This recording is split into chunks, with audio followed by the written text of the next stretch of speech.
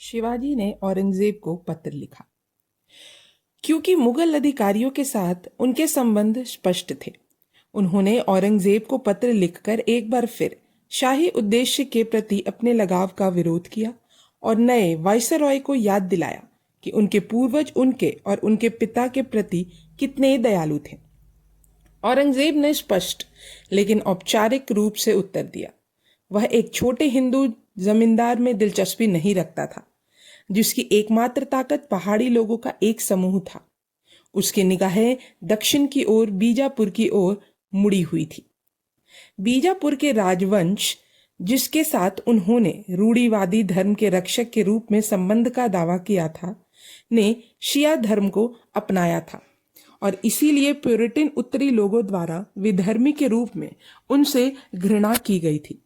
औरंगजेब के लिए उनका विधर्म उनके खिलाफ अभियोग में एक आइटम मात्र था। उसके लिए उनका शहर पूरी तरह से घृणास्पद था, जिसमें सार्वजनिक स्नानघर और बीजांटिन परिष्कर मूर्ति पूजक समारोह और विदेशी काफिरों द्वारा चित्रित भित्त चित्र थे, जिसमें फूलों के मैदानों में लेटे हुए बुत परस्त देवताओं और सफेद नग्न अंगों वाली ग्रीक देवियों को दर्शाया गया था। वह बीजापुर के दरबार के बारे में उसी तरह से सोचता था जैसे समकालीन इंग्लैंड में विभिन्न सार्जेंट ओबगा चार्ल्स द्वितीय के दरबार को मानते थे। बीजापुर सरकार को यह बात पहले ही स्पष्ट हो गई कि औरंगजेब मुगलों के आगमन के साथ युद्ध अपरिहार्य हो गया था।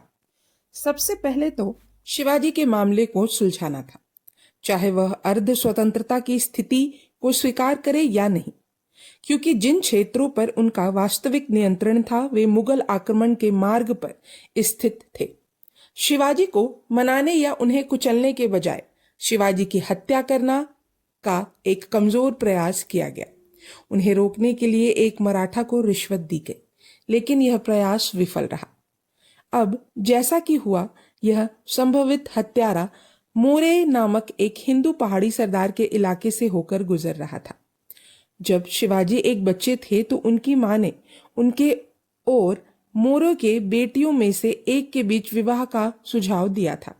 मोरे ने मना कर दिया और दोनों परिवारों के बीच संबंध तनावपूर्ण हो गए। चाहे वह उस व्यक्ति के अचानक उदय से ईर्ष्या कर रहा हो जिसे उसने दामाद के रूप में अस्वीकार कर दिया था, या बीजापुर द्वारा रिश्वत दी गई हो, मोरे ने निश्चित रूप से अपने जागीर में शिवाजी की हत्या की तैयारी की अनुमति दी। शिवाजी ने इस बहाने का इस्तेमाल मोरे को अल्टीमेटम देने के लिए किया, जिसमें उनसे तत्काल गठबंधन करने की मांग की गई। लंबे समय तक बातचीत हुई और यह स्पष्ट है कि दोनों में से कोई भी पक्ष ईमानदार नहीं था, क्योंकि एक ने दूसरी की हत्या के प्रयास में साठगांठ की थी, लेकिन शिवाजी मोरे को मजबूत करना चाहते थे। कुछ समय बाद उनके जासूसों ने उन्हें वह बताया जो वे जानना चाहते थे और मोरे ने शिवाजी के खिलाफ मदद के लिए बीजापुर से अपील की थी। अब वह दावा कर सकता था कि मोरे ने शत्रुता शुरू की थी और मोरे की जागीर में मार्च करते हुए उसने अपने सैनिकों के साथ इसके मुख्य शहर को घेर लिया। उनके दूत अभी भी मोरे के साथ सौदेबाजी कर रहे थे, लेकिन जब शिवाजी के अचानक आगे बढ़ने की खबर मिली तो मोरे ने तीखी शिकायतें शुरू कर दी। वे शराब पी रहे थे और उनका गुस्सा भड़क गया था। दूतों ने विश्वासघात और बीजापुर के साथ संबंध के आरोप लगाए। अंत में दूतों में से एक ने अपनी तलवार खींची और मोरे को मार डाला और इसके बाद हुई अफरा तफरी में दूत भाग निकले। कुछ ही समय बाद शिवाजी ने शहर में प्रवेश किया और उसकी अधीनता स्वीकार कर ली। शिवाजी के विरोधी इतिहासकारों ने इस घटना का इस्तेमाल शिवाजी पर पूर्व नियोजित हत्या का आरोप लगाने के लिए किया है। इसका कोई सबूत नहीं है। शिवाजी निश्चित रूप से मोरे का राज्य को हड़पना चाहते थे और वह बिना किसी अनावश्यक विश्वासघात के ऐसा कर सकते थे, और शिवाजी से कम प्रतिशोधी शायद ही कोई हो। संभवतः इस आरोप का सबसे अच्छा खंडन मोरे के प्रबंधक बाजी प्रभु के बाद के रवैये में पाया जा सकता है।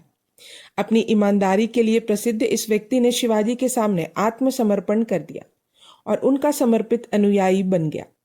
अंत में रंगना की घाटी में उनके लिए अपनी जान दे दी, जिसे मराठा उसी तरह बोलते हैं जैसे यूनानी थर्मोपाइली के बारे में बोलते थे।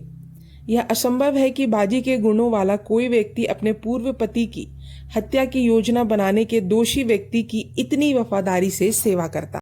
फिर भी यदि शिवाजी ने मोरे की हत्या की योजना बनाई थी तो यह याद रखना चाहिए कि समकालीन राय ने इसे शिवाजी पर प्रयास के लिए मोरे की गोपनीयता के लिए उचित प्रतिशोध के रूप में स्वीकार किया होगा। पूरा मामला जो शिवाजी को खत्म करने के बीजापुर के प्रयास से शुरू हुआ था, शिवाजी की ताकत में काफी वृद्धि के साथ समाप्त हुआ और समझौता या सुलह की संभावना बहुत दूर हो गई। 1656 में राजकुमार औरंगजेब बीजापुर पर आक्रमण के लिए तैयार था। भाग्य ने उसे एक बहाना प्रदान किया। उसी वर्ष नवंबर में सुल्तान की मृत्यु हो गई और उसके बाद 19 वर्षीय एक दयनीय अली नामक एक युवक ने उसका स्थान लिया। उसके राज्यारोहण के समय शहर में व्यापक अव्यवस्था और गुटिया झगड़ों का माहौल था। औरंगजेब ने अपने पिता को पत्र लिखकर बताया कि बीजापुर साम्राज्य का एक अधीनस्थ राज्य था और नए राजा ने सम्राट की अनुमति के बिना और अपने पिता की अधीनता को निस्वीकृत किए बिना अपना सिंहासन ग्रहण किया था। उसने यह भी कहा कि राजकुमार नाजायज था, जो लगभग निश्चित रूप से असत्य था, और राज्य के सामान्य भ्रम में उसकी विजय केवल एक सैन्य सैर होगी। शाहजहां सहमत हो गया और फरवरी 1657 में मुगल सेना ने सीमा पार कर ली। उस काल की मुगल सेना 30 या 40 वर्ष पहले की यूरोपीय सेनाओं से संरचना और संगठन में बहुत कम भिन्न थी। साम्राज्य तोपखाने पर आधारित थी। बाबर ने तुर्की तोपों और तोपची के साथ ही भारत पर विजय प्राप्त की थी और मुगल वंश की स्थापना की थी, लेकिन 17वीं शताब्दी तक बहुत से तोपची यूरोपीय थे। औरंगजेब के शिविर का दौरा करने वाले डॉक्टर कैरी ने पाया कि वहां अंग्रेज, फ्रांसीसी, जर्मन, डच और पुर्तगाली तोपची थे। कुछ लोग भाग्य और रोमांच की तलाश में आए थे, कुछ परित्यक्त नाविक या गोवा से भागे हुए अपराधी थे। समकालीन मानकों के अनुसार उन्हें बहुत अधिक वेतन मिलता था। प्रत्येक फ्रैंकिश तोपची को 200 रुपये प्रति माह मिलते थे। यह शायद ही कभी होता होगा कि भारतीय अधिकारियों को बैटरियों की कमान सौंपी जाती थी, और जब उन्हें सौंपी भी जाती थी तो उनका वेतन उनके यूरोपीय साथी अधिकारियों से बहुत कम होता था। साम्राज्य की भव्य सेना में हल्के तोपची के 60 से 70 टुकड़े और भारी तोपची के 300 टुकड़े थे, जिनमें से पहले के घोड़ों द्वारा खींची जाने वाली रंगीन गाड़ियों में और दूसरे को ऊंट की पीठ पर ले जाया जाता था। पैदल सेना में भी कई फ्रांसीसी अधिकारी थे, क्योंकि मुगल की सेवा में उस समय कुछ वैसा ही आकर्षण था जैसे 11वीं शताब्दी की अंग्रेजी के लिए वॉरेगियन गार्ड में सेवा का रोमांच पसंद करने वाले छोटे बेटों के लिए था। इन फ्रांसीसी अधिकारियों ने जल्द ही अपना भाग्य बना लिया, क्योंकि वे किसी भी यूरोपीय सेना के पैदल सेना हल्के लोगों की तुलना में कहीं बेहतर थे। जैसा कि अधिकारी थे, उनके कर्तव्यों का भुगतान उनमें से एक ने डॉक्टर कैरी से कहा।